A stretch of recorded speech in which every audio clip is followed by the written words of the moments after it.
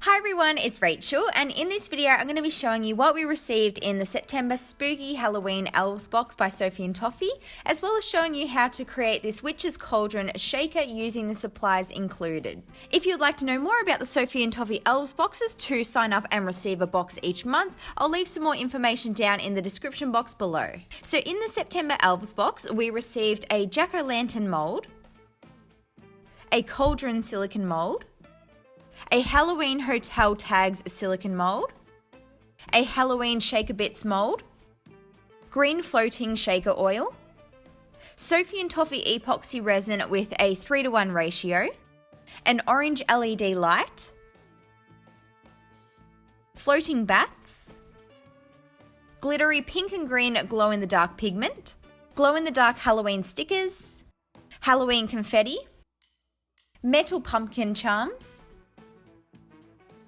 and finally some glow-in-the-dark polymer clay bats. So to begin making my Shaker Witch's Cauldron, I took the 3:1 ratio epoxy resin and I poured it into a plastic cup, and I measured the amounts that I needed using a scale. Because it is a 3:1 ratio resin, you need 3 times the amount of the larger bottle compared to the smaller bottle. Once you have your resin measured, you can then go ahead and mix it together slowly and gently, and it will start out cloudy, but as you keep mixing, it will turn clear again. I was actually really impressed with the formula and the consistency of this resin. I found it to be really nice and smooth to mix, which meant that I didn't end up with many bubbles at all. But if you do end up with some bubbles, you can leave it to sit for a while and they will rise to the top and pop. I also decided to mix in some fine holographic glitter so that my cauldron would have some extra detail.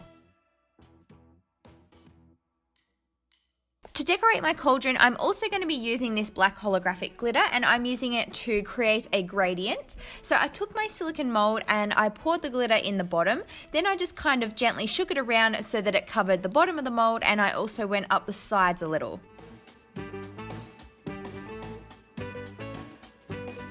I poured the excess glitter back into the baggie, and then it was time to begin adding my resin mixture into the mold. So I just poured it all in, and then I took the centerpiece of the mold and I squeezed it into the top and pushed it down. As you can see, I did have some excess resin spill out over the sides because I did pour a little bit too much in there.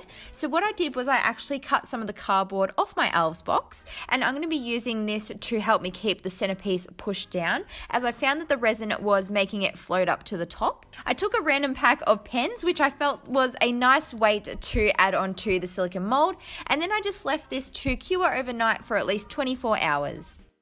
I also went ahead and created the bubbling top for my cauldron, so I began by brushing in some of the green glittery glow-in-the-dark pigment, and then I also created a resin mixture using the same pigment as well, and then I just poured this into the mold, and again I left the resin to cure overnight for at least 24 hours. So this is what the two pieces look like once they are cured and taken out of the mold.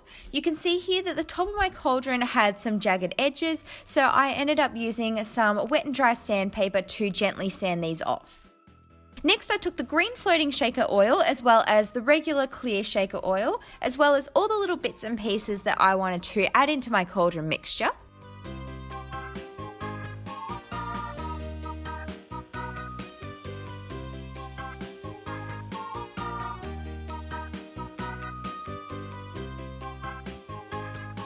Once I had dropped them all in, I then poured in the green oil mixture, and then I squeezed in the shaker oil on top.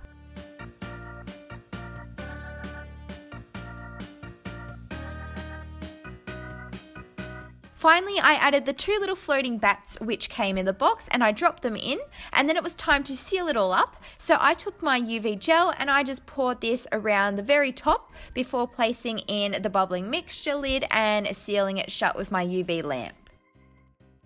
I then also applied a second layer of UV gel just to make sure that it was completely sealed and that there were no gaps.